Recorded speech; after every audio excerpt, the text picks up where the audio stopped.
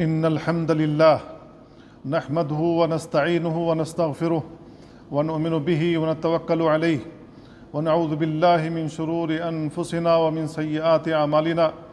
من يهده الله فلا مضل له ومن يضلل فلا هادي له، وأشهد أن لا إله إلا الله وحده لا شريك له، وأشهد أن محمدا عبده ورسوله. أما بعد، فإن خير الحديث كتاب الله، وخير الهدي هدي محمد صلى الله عليه وسلم، وشر الأمور محدثاتها، وكل محدثة بدعة، وكل بدعة ضلالة، وكل ضلالة في النار. عباد الله، أوصيكم ونفسي بتقوى الله عز وجل، فبالتقوى تدفع البلايا والنكبات، وتجلب الخيرات والبركات، ومن يتق الله يجعل له مخرجا ويرزقه من حيث لا يحتسب. عباد الله، إنه أوسع الأبواب للدخول على رب الأرباب، إنه روح العبودية وسرها، إنه الافتقار إلى الواحد القهار. قال بعض السلف: دخلت على الله من أبواب الطاعات كلها، فما دخلت من باب إلا رأيت عليه الزحام، حتى جئت باب الذل والافتقار، فإذا هو أقرب باب وأوسعه، ولا مزاحم فيه، وليس بيننا وبين الله نسب إلا العبودية والافتقار. يا أيها الناس أنتم الفقراء إلى الله، والله هو الغني الحميد، إن يشاء يذهبكم ويأتي بخلق جديد. وسعادة العبد في كمال افتقاره إلى ربه. قال تعالى: من عمل صالحا من ذكر أو أنثى وهو مؤمن فلنحيينه حياة طيبة. قال بعض المفسرين: الحياة الطيبة الاستغناء عن الخلق والافتقار إلى الحق. يقول أحد السلف: إنه تكون لي حاجة إلى الله فأسأله إياها فيفتح علي من مناجاته ومعرفته والتذلل له ما أحب معه أن يؤخر عني قضاءها وتدوم لي تلك الحال.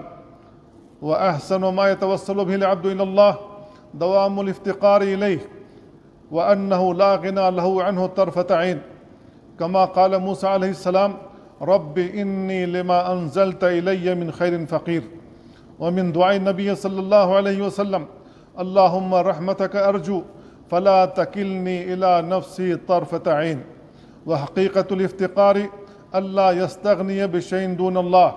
قال الشيخ الإسلام ابن تيمية رحمه الله: الخلق كلهم محتاجون، لكن يظن أحدهم نوى استغناء فيطغى. قال تعالى: كلا إن الإنسان ليطغى أن رآه استغنى.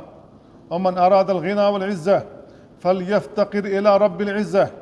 قال بعض السلف: لا عزة إلا في التذلل لعظمته، ولا غنى إلا في افتقار إلى رحمته. وما أعزه من مقام وأعلاه من مشهد وما أنفعه للعبد، وهذا الافتقار هو عين الغنى به. ومن توجه إلى الله بالافتقار إليه أجاب دعاءه، وكلما ازداد العبد افتقارا ازداد إلى الله قربا. قال صلى الله عليه وسلم: أقرب ما يكون العبد من ربه وهو ساجد فأكثر الدعاء. قال العلماء: لأنه مقام ذل وانكسار بين يدي ربه، فيلقي نفسه طريحا ببابه يمرغ خده في ثرى أعتابه. والمؤمن يفتقر إلى ربه لأن نجاته بالله لا بعمله. قال صلى الله عليه وسلم: لن ينجو أحد منكم بعمله. قالوا: يا رسول الله ولا أنت؟ قال: ولا أنا، إلا أن يتغمدني الله برحمة منه وفضل. وإذا أراد الله بعبده خيرا فتح له باب التوبة والانكسار واللجوء إلى الواحد القهار.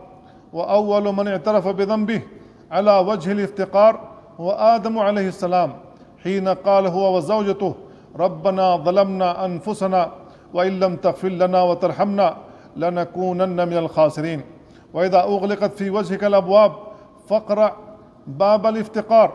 قال ابن القيم رحمه الله: شهدت شيخ الإسلام إذا آيته المسائل واستصعبت عليه فر إلى التوبة والاستغفار والاستغاثة بالله واستنزال الصواب من عنده، فقلما يلبث المدد الإلهي أن يتتابع عليه وتزدلف الفتوحات إليه، والافتقار إلى الله مطلوب حتى في أدق الأمور. قال صلى الله عليه وسلم: ليسأل أحدكم ربه حاجته كلها حتى يسأل شيس نعله إذا انقطع. وترك الدعاء والافتقار سبب للذلة والصغار. قال الله عز وجل: إن الذين يستكبرون عن عبادتي سيدخلون جهنم داخرين. قال ابن كثير رحمه الله: أي إن الذين يستكبرون عن دعائي وتوحيدي سيدخلون جهنم صاغرين حقيرين.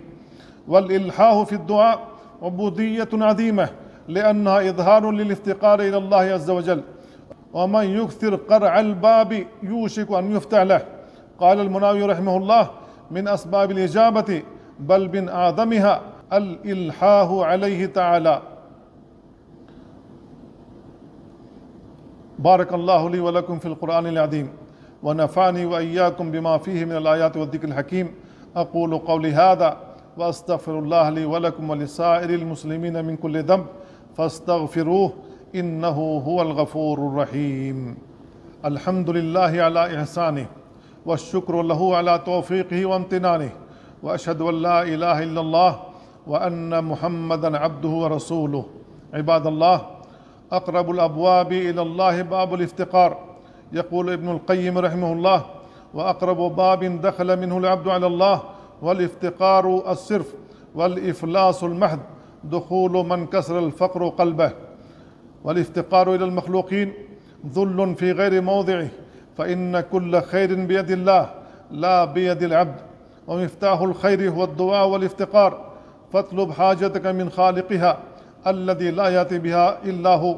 قال ابن رجب رحمه الله: اعلم أن سؤال الله دون خلقه هو المتعين عقلا وشرعا، وذلك أن سؤال الله عبودية عظيمة، لأنها إظهار للافتقار إليه، والمخلوق عاجز عن جلب النفع لنفسه، فكيف يقدر على ذلك لغيره؟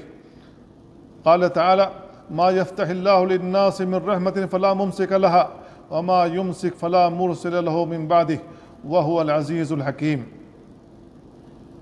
عباد الله، إن الله وملائكته يصلون على النبي، يا أيها الذين آمنوا صلوا عليه وسلموا تسليما. اللهم صل على محمد وعلى آل محمد كما صليت على إبراهيم وعلى آل إبراهيم إنك حميد مجيد. اللهم بارك على محمد وعلى آل محمد كما باركت على إبراهيم وعلى آل إبراهيم إنك حميد مجيد. اللهم اجعلنا أغنى خلقك بك وأفقر عبادك إليك، وأغننا بالافتقار إليك ولا تفقرنا بالاستغناء عنك. اللهم استر عوراتنا وآمن روعاتنا واختم بالصالحات أعمالنا. اللهم أعز الإسلام والمسلمين وأذل الشرك والمشركين ودمر أعداءك أعداء الدين واحمي حوزة الدين وانصر عبادك الموحدين. اللهم فرج هم المهمومين ونفس كرب المكروبين. اللهم آمنا في أوطاننا وأصلح أئمتنا وولاة أمورنا، ووفق ولي أمرنا وولي عهده لما تحب وترضى، وخذ بناصيتهما للبر والتقوى. ربنا آتنا في الدنيا حسنة وفي الآخرة حسنة وقنا عذاب النار. عباد الله، إن الله يأمر بالعدل والإحسان وإيتاء ذي القربى وينهى عن الفحشاء والمنكر والبغي يعظكم لعلكم تذكرون. فاذكروا الله يذكركم واشكروه على نعمه يزدكم ولذكر الله أكبر والله يعلم ما تصنعون.